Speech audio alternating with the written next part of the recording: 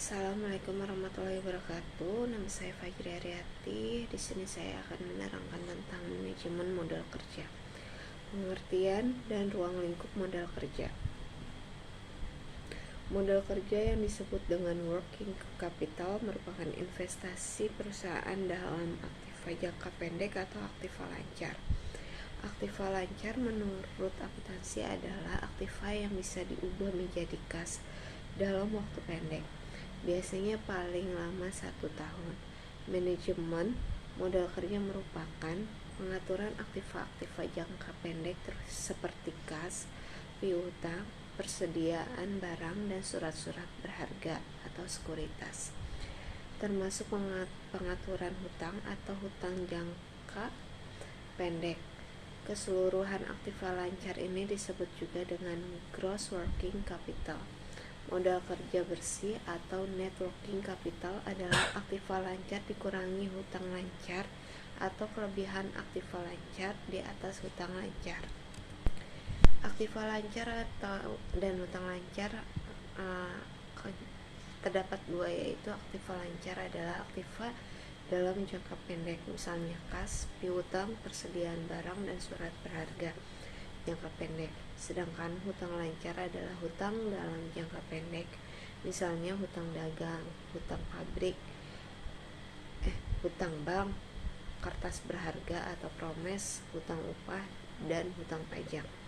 Manajemen modal kerja mengetengahkan semua aspek penata laksanaan aktiva lancar dan hutang lancar. Modal kerja yang tepat merupakan syarat penting untuk pertumbuhan dan keberhasilan suatu perusahaan untuk jangka panjang yang akan memperoleh keuntungan. Modal kerja bagi kesehatan perusahaan.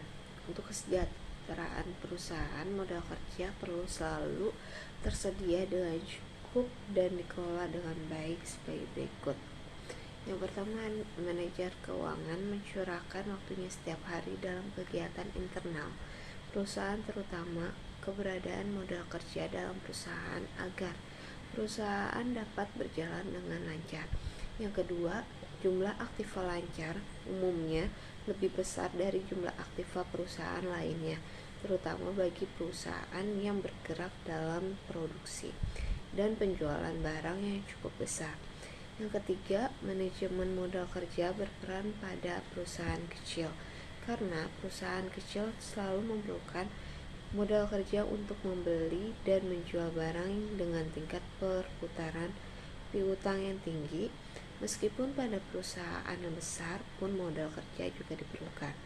Yang keempat, adanya hubungan yang dekat dan langsung antara tingkat pertumbuhan penjualan dengan keperluan akan permodalan. Artinya, kalau tingkat pertumbuhan diharapkan tinggi, maka modal kerja juga diharapkan besar. Misalnya, kalau penjualan kredit sebesar 1 juta rupiah sehari, sedangkan piutang saat ditagih rata-rata selama 30 hari, maka berarti investasi piutang perusahaan sebesar 30 juta, yaitu 30 kali 1 juta. Kalau penjualan kredit meningkat menjadi 2 juta rupiah sehari, maka berarti investasi piutang perusahaan sebesar 60 juta rupiah, yaitu 30 kali 2 juta rupiah. Hal ini merupakan hubungan yang dekat dan langsung antara tingkat pertumbuhan penjualan dengan keperluan akan permodalan. Yang C, adanya konsep pengertian modal kerja. Untuk memahami pengertian modal kerja terlebih dahulu, kita harus mengetahui bahwa modal kerja mempunyai beberapa konsep pengertian, yaitu yang pertama, konsep kuantitatif. Konsep kuantitatif adalah keseluruhan jumlah aktiva lancar seperti kas, piutang, dan persediaan barang serta surat berharga jangka pendek yang dimiliki perusahaan, disebut juga modal kerja bruto. Yang kedua, adanya konsep kualitatif. Konsep kualitatif adalah kelebihan aktiva lancar di atas hutang lancar yang disebut juga modal kerja neto.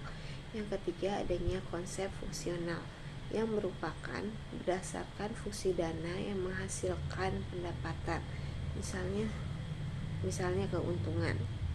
Sekian presentasi dari saya, kurang lebihnya saya mohon maaf. Wabillahi taufiq wal hidayah. Wassalamualaikum warahmatullahi wabarakatuh.